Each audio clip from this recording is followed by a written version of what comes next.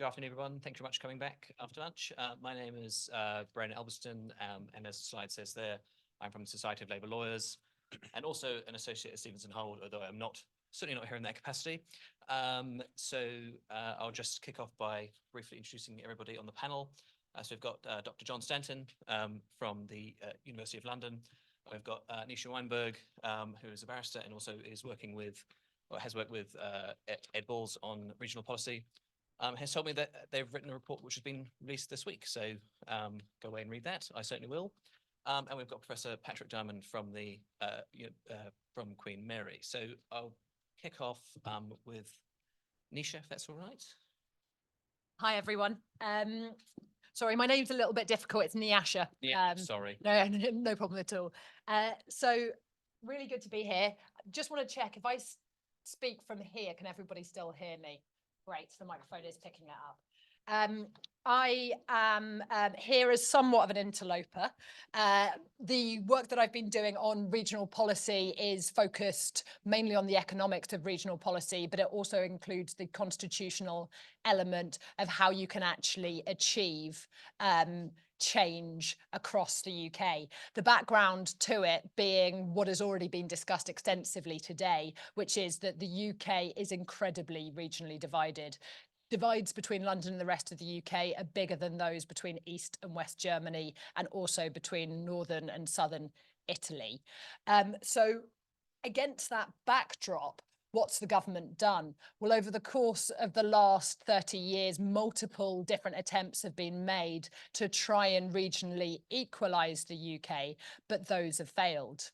The answer, I think, to that question is something that has been extensively discussed this morning, which is greater devolution to England's regions. That is necessary to tackle stagnant growth, which we've seen over the course of the last 18 years. To give a little bit more colour as well to that issue, the UK's cities underperform so badly that if the UK cities were to perform like their OECD counterparts, that would add an additional £55 billion, which would go some way towards equalising some of the profound fiscal difficulties that the UK faces. The background to our work is that we undertook 3 different papers looking at regional inequality. The first is an econometrics paper, basically looking at what the things are that could unlock UK regional growth, and in particular English growth. That's better transport networks for the UK's cities, city transport, for example, from the north to the north, more investment in skills and STEM skills, more equity to non-London parts of the UK. And in conclusion, there are things that can be done in order to give parts of the UK, and in particular England, a greater economic future. But the problem is, what model can we get in order to underpin that?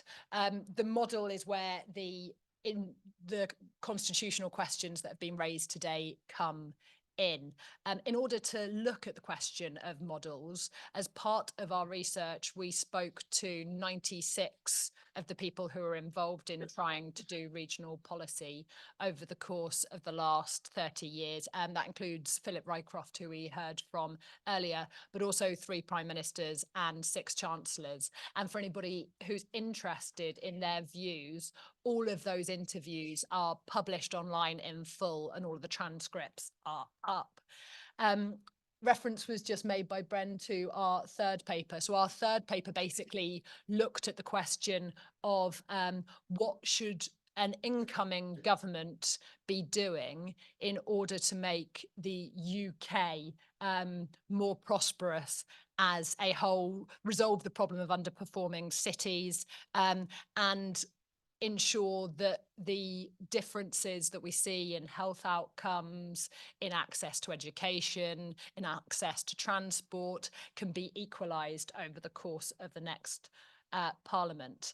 So the first area that we looked at were the policy levers that we should deploy. Those are all based on the economics papers, and that includes profoundly, for the purposes of this conference, developing a national growth and productivity strategy and sticking to it. That national growth and productivity strategy needs to have input from the local level. If it does not have local input, it will not be able to answer the questions that areas that have conventionally been left out are asking. For that strategy to be successful, it needs to have buy-in from the centre. It needs to be driven by the Prime Minister and Chancellor. We haven't ever seen that happen before, and it's one of the reasons which we say that to date, any attempts at what the Tories call levelling up and others have called regional growth have failed. The strategy should focus on the drivers of productivity growth, but alongside that, there needs to be comprehensive investment in social infrastructure for all places and communities. Local authorities simply are not able to deliver the services that they're currently charged with. From a legal perspective, that causes all sorts of problems. In my day job, I do work in SEND law, so I go to the first tier tribunal to do SEND education cases, and local authorities almost always lose because local authorities cannot deliver what they are required to do by the Children's Act. They're just not resourced to achieve that. And unless you do a funding settlement that allows local authorities to be able to deliver on its commitments, you're just going to end up with a load of litigation resulting, which is unresolvable. The second question, after you've looked at the levers that we can pull in order to achieve levelling up, is the model that we should adopt to do that. So at the minute, we have a variety of different models at the mid-tier. We've got the London mayoralty, we've got the Manchester mayoralty, we've got Birmingham, we've got South Yorkshire. The problem we have, and this has been alluded to this morning, is that the mayoral combined authorities that currently exist do not comprehensively cover all of the UK. And therefore, there are some areas and regions which have been left out. So the question becomes, how do you ensure that all parts of England are covered by a tier of government which is between the level of the local and the national government? The difficulty is not all parts of England look the same, and the same model that works for Manchester might not work, for example, for Norfolk and Suffolk. So in answering that, we say that all parts of England should be invited to join a level which is higher than that of the local authority.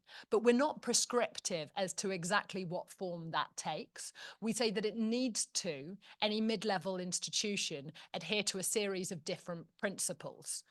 The first is that it should be at scale. It needs to be large enough to make important decisions about things like housing, transport, planning.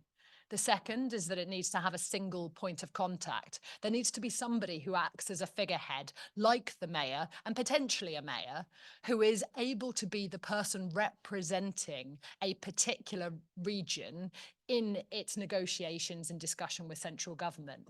The third is that it should be collaborative.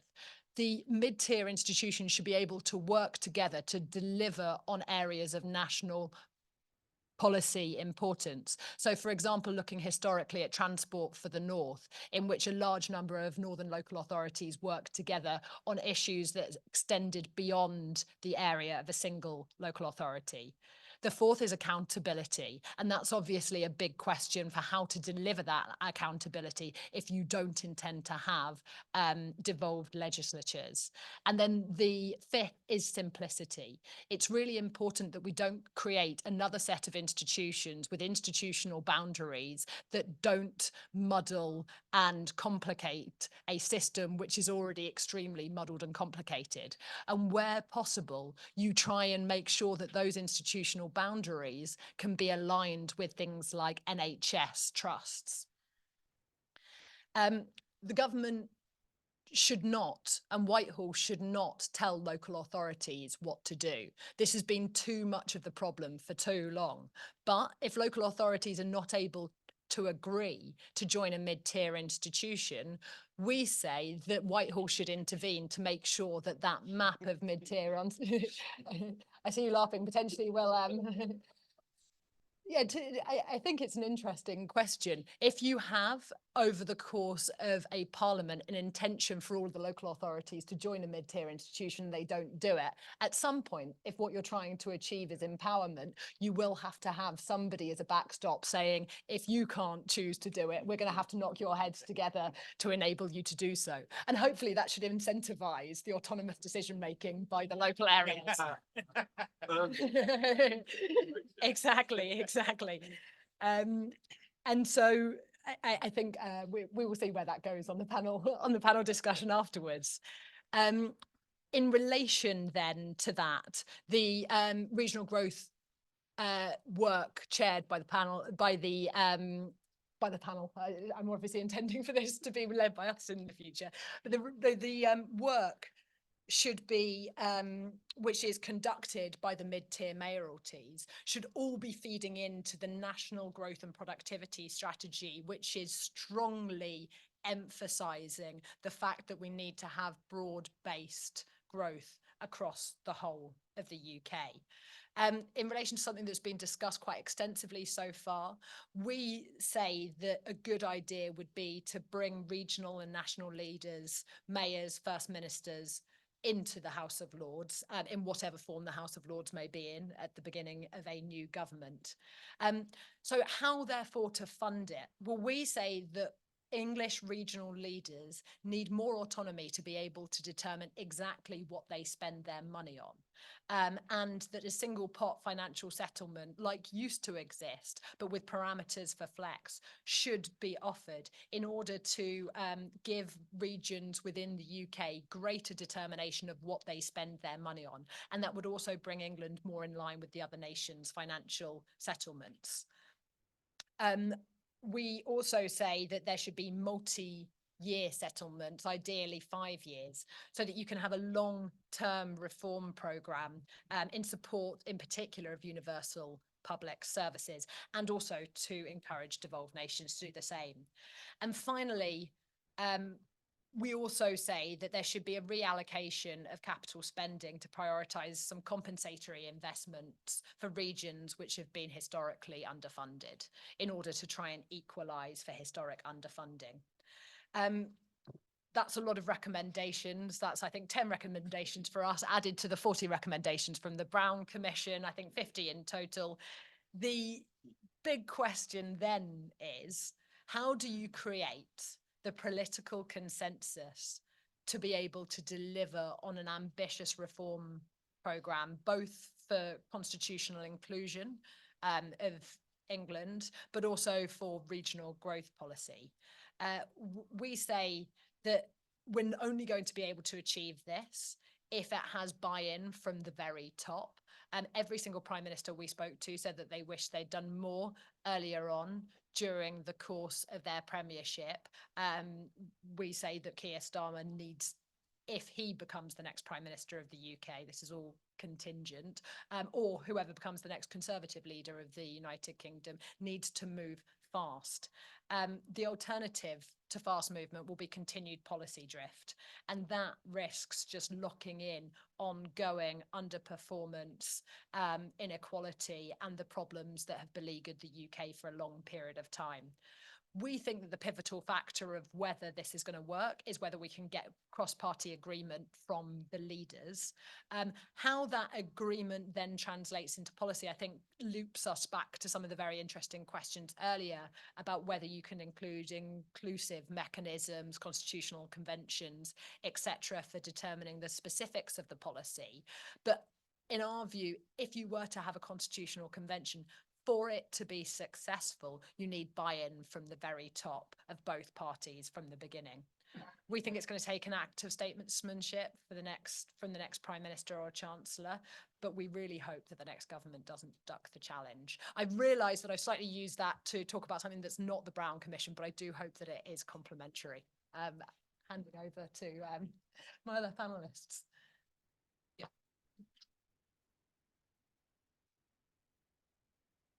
John? Thank you very much, and thank you. So, it's purely by coincidence this morning I was lecturing my final years on federalism and devolution. Got my brain working in the right part, should we say, anyway. you've got to go back 60 years. Local government has forever been the headache. Always been the same efforts, the same proposals, the same suggestions, sometimes even the same reforms time and time again.